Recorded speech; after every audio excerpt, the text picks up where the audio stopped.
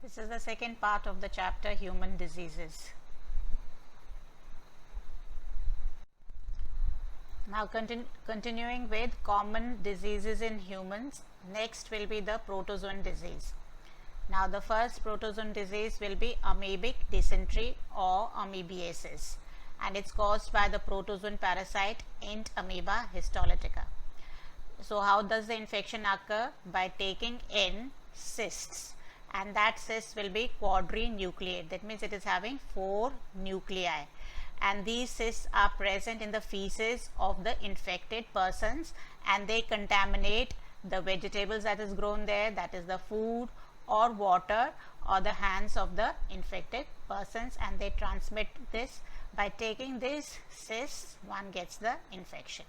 Now once we swallow these cysts, the excistation will occur in the small intestine, and the trophozoites that are released will be moving into the large intestine. In the large intestine, the parasite will secrete enzymes, proteolytic enzymes, cytolysins, that is going to erode or digest the intestinal mucosa, causing ulcers there, and there they are going to feed on the RBC. From there they enter the bloodstream, and sometimes they can reach to different organs, especially liver, and cause liver abscess there. Now what are the symptoms of amoebiasis? So person will experience abdominal pain and cramps. Stools will be having excess mucus and blood clots since it is feeding on the RBC, and constipation, there will be constipation alternating with diarrhea. Fever will be there, and obviously loss of appetite. Now the houseflies act as mechanical carriers because they will sit on the fecal matter which has the parasites and transfer those parasites from the feces to food and water and cause infection. Next protozoan disease is malaria, which is very important, and sometimes it is asked as a long question, that is the life cycle of the malarial parasite. Malaria is caused by the protozoan Plasmodium, and there are different species of the protozoan Plasmodium, of which you have is P. malariae, P. vivax, P. ovale, and P. falciparum. Of these, P. falciparum causes malignant malaria, and this is often fatal. Plasmodium is a diagenetic parasite. What do you mean by that? That means it completes its life cycle in 2 hosts. So what are those 2 phases of the life cycle? First is the sexual phase. Sexual phase will be occurring in the female Anopheles mosquito, and since the sexual phase is occurring in the female Anopheles, it is regarded as the primary host. And in man, the asexual phase occurs, which is regarded as the secondary host. Coming to the asexual phase in man, asexual phase can be divided into 2 phases. That means a short brief outline of the life cycle is this: the parasite, the female Anopheles will bite, carrying the parasite, carrying the Plasmodium, will bite and the normal person, and that parasite will enter first the liver, where it is going to undergo multiple fission, asexual reproduction, and form numerous daughter cells. Asexual multiple fission in man, you have the term as schizogony. So in the liver, the daughter parasites will come out, and they are going to enter the RBCs, or what is called as erythrocytic schizogony. After, within the RBCs, again multiple fission will take place, and the daughter parasites will be formed. These daughter parasites will rupture and get released into the blood, and then a few will be forming the sexual forms within the blood. They will be taken up by the female Anopheles and continue the sexual phase in the female Anopheles. So first, coming to the asexual phase in man in detail. So you have in 2 phases, first in the liver, then in the RBCs. Multiple fission in Plasmodium is referred to as schizogony. So you have the schizogony in liver and schizogony in the RBC. First, schizogony in the liver. So the Plasmodium will enter the human body as sporozoites. That means when an infected female bites a person, she, along with the saliva, which has an anticoagulant, will be injecting sporozoites into the blood of the person. And this is a common question: what is the infective stage of Plasmodium? The infective stage is called as sporozoites. And then these sporozoites will enter the blood, and within half an hour they are going to leave the blood and enter the liver. In the liver, the sporozoites will first round off, and that is called as schizont. And within the schizont, it is going to go multiple fission, asexual reproduction, in which the nucleus will divide many times, and then you will have the formation of numerous daughter cells, which are called as cryptomerozoites or simply cryptozoites. This is referred to as pre-erythrocytic schizogony because it is outside the RBC. Now the schizont and the liver cells will rupture, burst, release these cryptomerozoites, these daughter cells, into the liver sinusoids. Now these daughter cells will invade fresh liver cells and undergo another round of multiple fission to form around about 10,000 metacryptomerozoites. This second phase of multiple fission is referred to as, within the liver cells, as exoerythrocytic schizogony.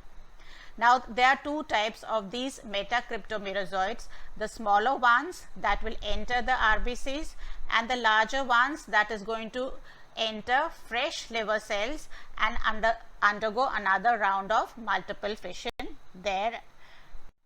Now coming to schizogony in RBCs, or it is referred to as erythrocytic schizogony. Within the RBC, the parasite first forms a ring stage, because in this the vacuole will appear and it looks like a ring, and then this vacuole disappears and it gets transformed into the feeding stage, which is referred to as the trophozoites.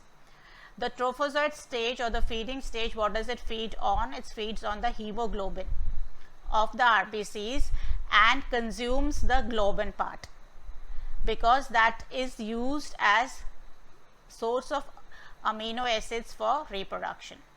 And the heme part, the iron part, that is the iron porphyrin, that is converted into a toxic pigment that is called as hemozoin.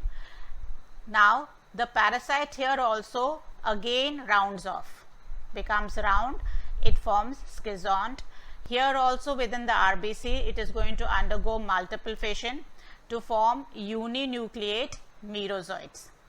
After 48 hours of infection, for example in P. vivax, the RBC ruptures, and what does the RBC contains? Daughter cells and the toxic pigment, that is hemozoin. So when they rupture, they are going to release these merozoites along with the toxin hemozoin in the bloodstream. The release of the toxin hemozoin will be the cause of chills, shivering and high fever. And you know, in malaria, fever is not continuous. For example, in P. vivax, this is going to reoccur after every 2 days, because that is the period that it takes for one cycle of erythrocytic schizogony. Now these merozoites will invade fresh RBCs to start a new cycle. Then after some time, after 3-4 cycles of erythrocytic schizogony, some merozoites will develop into the sexual forms, which are referred to as gametocytes. There are two types, male or microgametocyte and female or macrogametocytes. These gametocytes are unable to develop further in the human body, so they need the second host, that is the female Anopheles. So next phase of the life cycle of malarial parasite is the sexual phase in the female Anopheles. First will be formation of gametes, that is gametogenesis. So this a drop of temperature from a warm-blooded vertebrate to a cold-blooded invertebrate, when a female Anopheles, that is going to result in the formation of gametes. So when a female Anopheles bites an infected person, it's going to take the blood. Along with the blood, it will have the gametocytes with it. Now within the female Anopheles, the gametocytes is going to form the gametes. So the small microgametocytes will divide 3 times to produce 8 male gametes, and each macrogametocyte, the large one, will mature into a single female gamete. Next phase of sexual reproduction will be syngamy. What is syngamy? Fusion of gametes. So the male gamete will enter the female gamete and fuse to form a diploid zygote. And this zygote will become worm-like, like a worm, and it is going to move. And this worm-like zygote is called as ookinete, and that is going to penetrate. It has enzymes. It's going to penetrate the midgut wall, and outside the epithelial wall, it is going to encysst itself, form a cyst around, which is done by the zygote and by the epithelial wall, and it is called as oocyst. Now next stage will be sporogony, that is formation of the sporozoites, that is the infective stage. So within the cyst, the nucleus undergoes first meiosis because it's a diploid zygote, followed by mitosis. So and produces spindle shaped daughter called sporozoites, meaning all those stages like the microgametocyte, macrogametocyte, these are all haploid. So that means there is no meiosis prior to the formation of gametes because these are already haploid. So the diploid stage in case of the malarial parasite is very short, that is the diploid zygote, and within the oocyst. So that is why, because it's diploid, it's going to undergo meiosis first and form, followed by mitosis.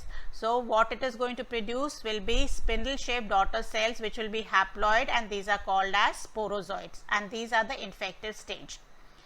And when the cysts are going to rupture, they are going to release these sporozoites into the hemocoel of the insect, and from the hemocoel they are going to enter the salivary glands and remain there.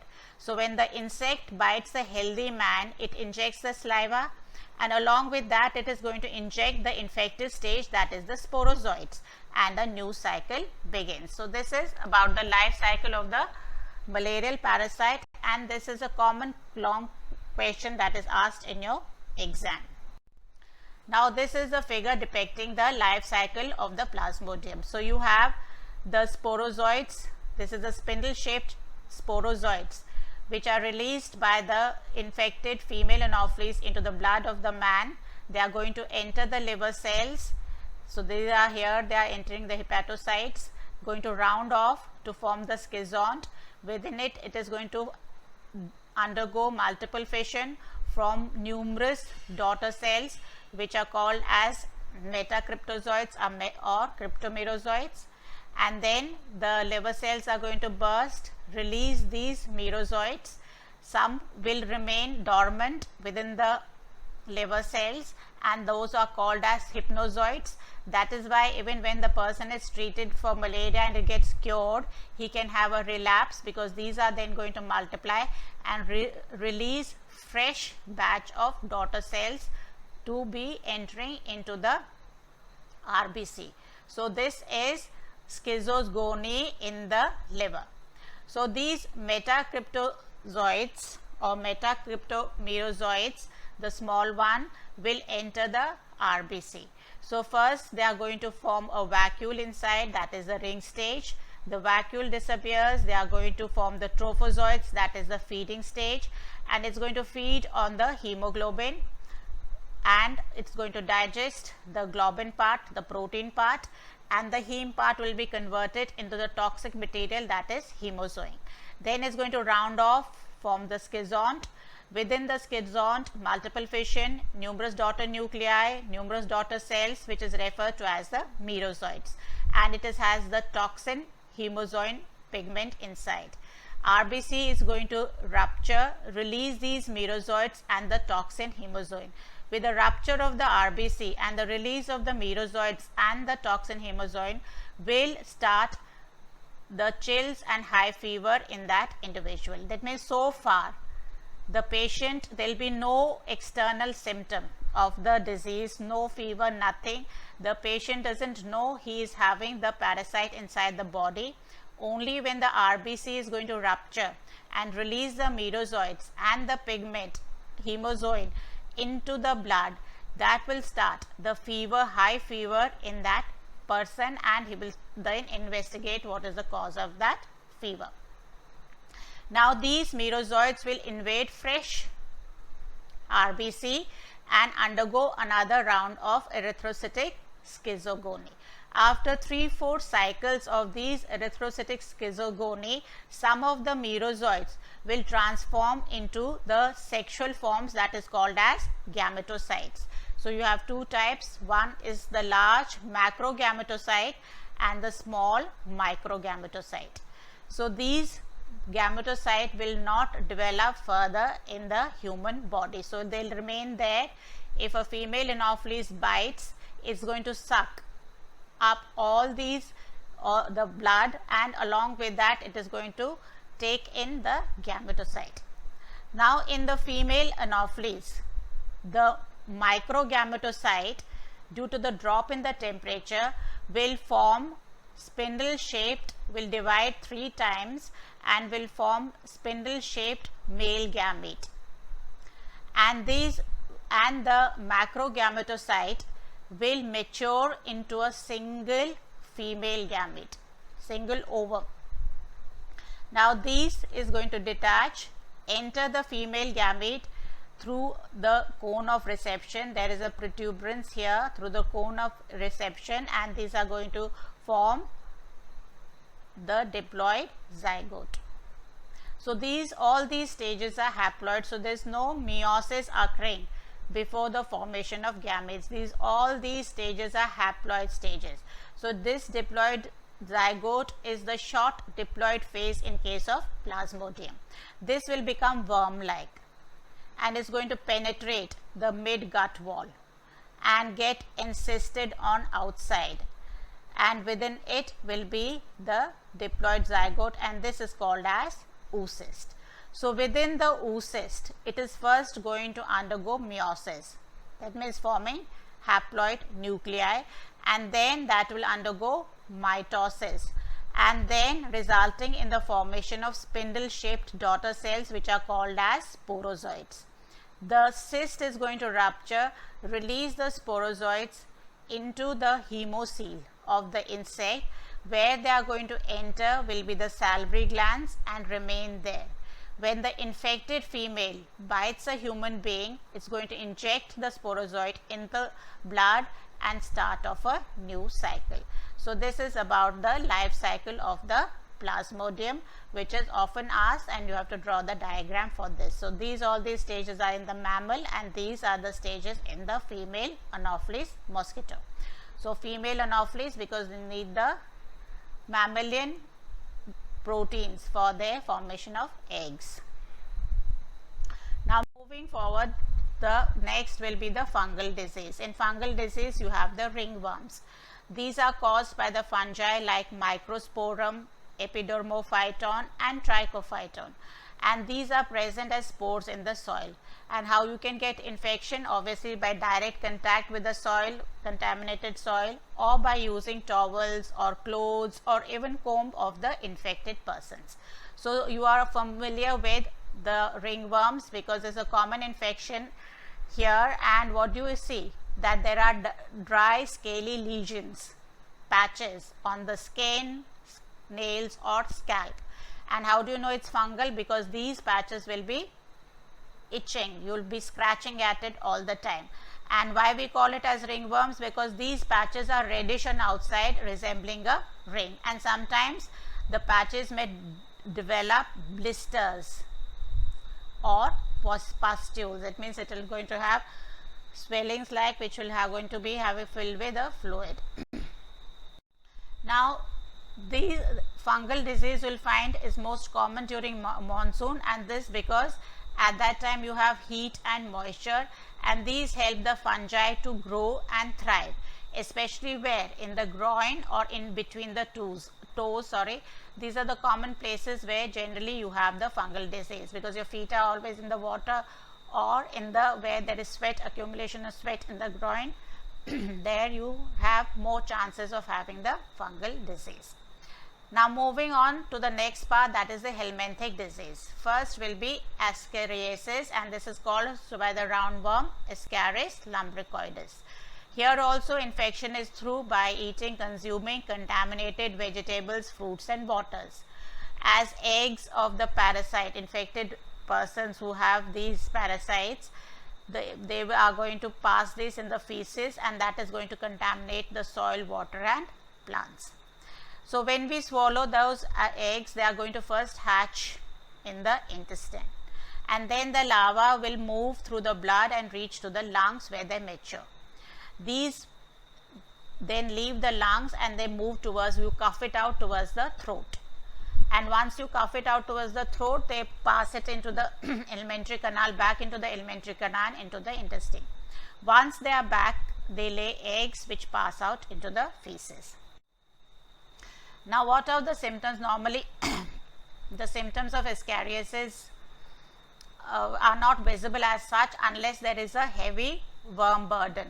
So, at that time there can be blockage of the intestinal passage, and because of that there will be severe pain and vomiting. One can have muscular pain and fever, anemia and weakness because the parasites are consuming the food. Stools will be irregular, diarrhea may also occur. There can be internal bleeding due to toxins released, and nausea and headache. So, these are the symptoms of ascariasis. Next will be filariasis or elephantiasis. So, this is caused by the filarial worm Wuchereria bancrofti or Wuchereria malayi, and or this is also called as Brugia malayi. Now, these parasites normally infect the lymph vessels, and if the lymph vessels are infected, so what is going to happen? The flow of lymph will be affected. If the lymph doesn't flow back into the general circulation in those regions where the worms are present, especially the lower limbs, what will happen? There will be swelling in that region because the lymph is not returned back into the intestine, into the general circulation, into the blood. So, they are going to accumulate around the tissue, and what is going to happen will be swelling, and they are going to cause them to swell. And these parasites in the form of microfilaria normally during the day are present inside the lymph vessels, but at the night they will appear in the blood during the night at the midnight.